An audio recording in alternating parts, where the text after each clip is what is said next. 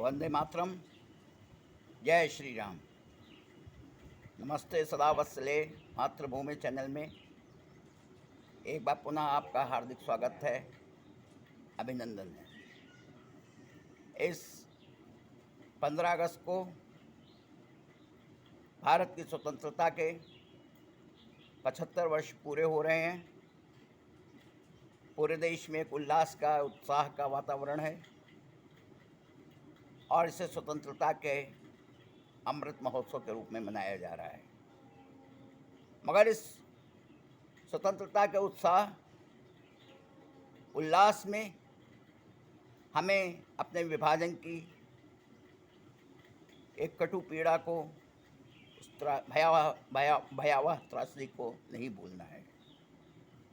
यहाँ 15 अगस्त 1947 एक स्वतंत्रता का नव उल्लास लेकर आया था, मगर उसी दिन से हमारी भारत की, हमारी मातृभूमि का एक विभाजन हुआ था। हमारे लिए लाहौर, वो लाहौर जहाँ पे पूर्ण स्वराज की शपथ ली गई थी, जहाँ 23 मार्च 1931 को अमर शहीद भगत सिंह, राजगुरु सुखदेव को फांसी हुई थी, जहाँ रावी नदी के तट पर उनकी चिताओं को जलाया गया था, वह लाहौर जहाँ बूढ़े लाला लाजपत राय के शरीर पर अंग्रेज़ों द्वारा लाठी बरसी थी, वो लाहौर हमारे लिए विदेश हो गया। लाहौर, पेशावर, कराची हमारे लिए विदेश हो गए। जिस आधार पर राष्ट्र का विभाजन हुआ, वह विभाजन का आधार ही पूर्णतः गलत था। मजहब कभी राष्ट्रीयता का निर्धारक तत्व हो ही नहीं सकता। राष्ट्रीयता का निर्धारण एक समान संस्कृति पर होता है। राष्ट्र जीवन के में ऐसे क्षण होते हैं, कुछ जय पराजय के, उत्थान और पतन के, जिसमें एक समान सहभागिता, समान अनुभूति, संवेदनशीलता की अनुभूति होती है, समान हर्ष और विषाद की अनुभूतियाँ होती हैं, जो मिलकर एक राष्ट्र जीवन की मूल धारा को बनाते हैं, और वही हमारे समाज जीवन का अखंड सतत प्रवाह होता है। उसी से हमारी सनातन राष्ट्रीयता का जन्म होता है। मजहब कभी राष्ट्रीयता का निर्धारित तत्व हो नहीं सकता। तो जिस आधार पर राष्ट्र का विभाजन हुआ, वो आधार ही अपने आप में गलत था। हमारे लिए ढाका, कराची, लाहौर, पेशावर, इसको विदेश मान लेना एक प्रकार से अखंड भारत की अवधारणा का अपमान है। हमारी आज भी योगीराज अरविंद के पांडिचेरी के अरविंद आश्रम में अखंड भारत का मानचित्र, भारत का सांस्कृतिक मानचित्र आज भी कायम है।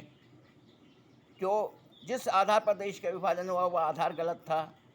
तो एक बार पुनः भारत अखंड होगा, अविभाज्य होगा, यही कामना है।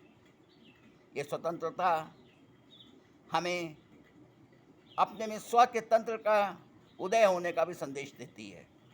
स्वतंत्रता का अर्थ केवल झंडों के रंग बदल जाना नहीं है, फहराने वालों का चेहरे बदल जाना नहीं है। जो उससे पूर्व लॉर्ड माउंटबेटन यूनियन जैक फहराते थे, या अंग्रेज़ों के लॉर्ड्स फहराते थे, उसके बाद हमारे प्रधानमंत्री लोग फहराने लगे। यूनियन जैक के जगह पे तिरंगा आ गया। स्व का तंत्र यानी राष्ट्र जीवन के, समाज जीवन के प्रत्येक क्षेत्र में क्या स्वत्व की अनुभूति हो पा रही है? क्या हमारे सनातन भारतीय जीवन मूल्यों के आधार पर हमारी शिक्षा प्रणाली, हमारी न्यायपालिका, हमारी पुलिस प्रणाली, हमारी कृषि नीति, हमारी उद्योग नीति बन पाई? शायद नहीं।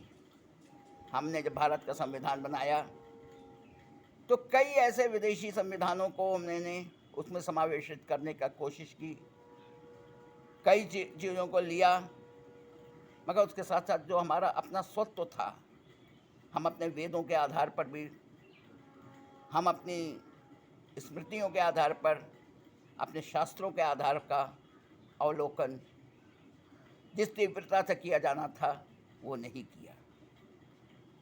पंडित दीनदयाल उपाध्याय जी ने एक शब्द दिया था, चिति, यानी उस राष्ट्र का मूल स्वभाव क्या है, मूल स्वभाव के अनुरूप होने वाला राष्ट्र का विकास। हम कहीं उसमें पीछे छूट गए। आज विदेशी मॉडलों को अपनाने के वजह से हम अपनी कहीं न कहीं सांस्कृतिक जड़ों से, अपने अतीत से, अपने जीवन मूल्यों से हम कहीं कटे।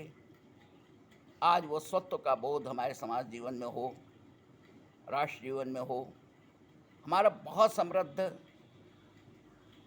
संस्कृति है, बहुत परिष्कृत सोच रही।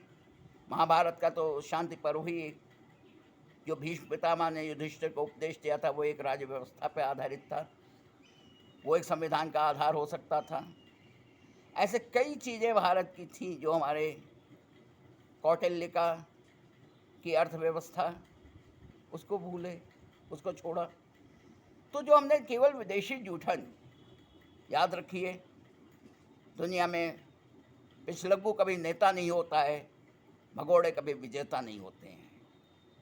तो आज अगर हमें नेतृत्व का, विश्व के धरातल पर नेतृत्व स्थापित करना है तो हमें अपना पिछलग्गूपन कहीं छोड़ना होगा और अपने को विजेता वही होता है जो समस्याओं को फेस करता है, समस्याओं से निकलकर जिसमें आगे बढ़ने की जिजीविषा और संकल्प शक्ति होती है।